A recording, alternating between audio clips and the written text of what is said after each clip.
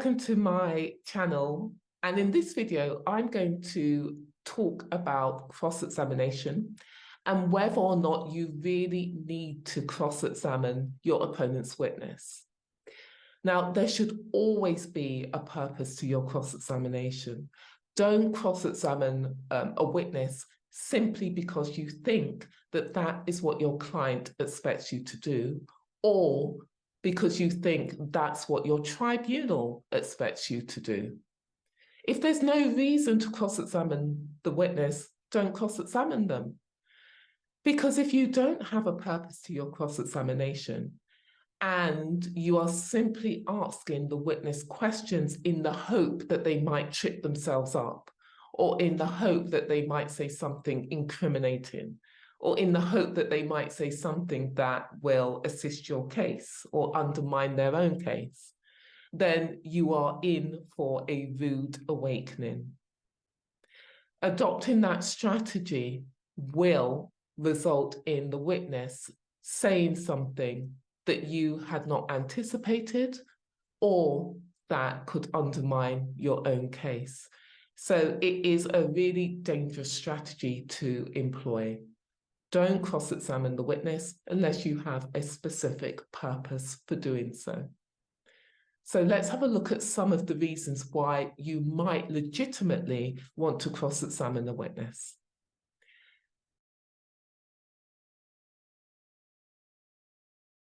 Firstly, you might want to cross-examine your opponent's witness because they have given inconsistent evidence.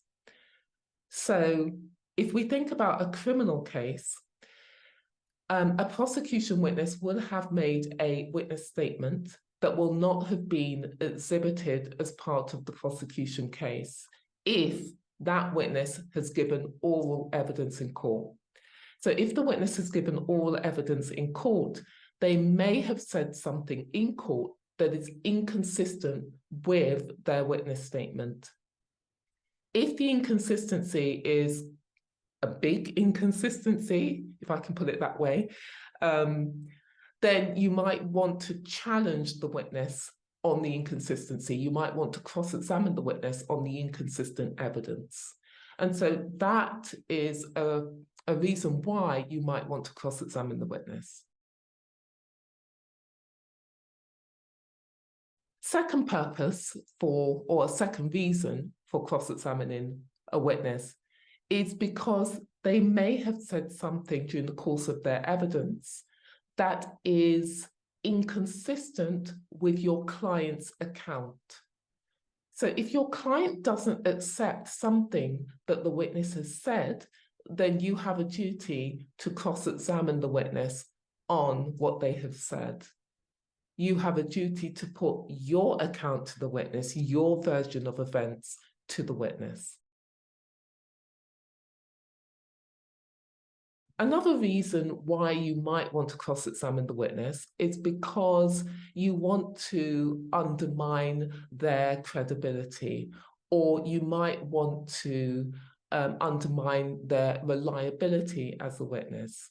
So, for example, if the witness has previous convictions which have been admitted into evidence, then you might want to cross-examine the witness on those previous convictions. So the purpose of your cross-examination here is to undermine their credibility. Another reason why you might want to cross-examine the witness is because you want to elicit useful or favourable evidence from the witness. And typically, where a witness is fairly neutral, the witness might be cooperative and might concede points that can assist your case. And so those are the reasons why you might want to cross-examine a witness. As long as you have a purpose in mind, then by all means, go ahead and cross-examine the witness. I would say that whether or not to cross-examine a witness is nuanced, and obviously it depends on the nature of the evidence that the witness provides, and it's really a strategic choice. But I think the point that I really want to make is that you really have to have a reason to cross-examine the witness. So ask yourself this question: is there anything to be gained by cross-examining the witness? If you need to challenge the witness, or if you need to put your case to the witness, then of course you must cross-examine the witness. But sometimes you might conclude that there is nothing to be gained by cross-examining the witness because the witness hasn't said anything that you need to challenge. The witness hasn't said anything that undermines your case. The witness hasn't given inconsistent evidence, or the witness doesn't have testimony that could assist your case.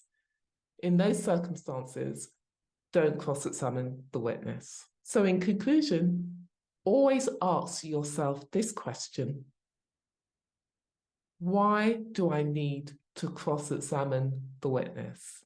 I hope you found this video useful. See you next time.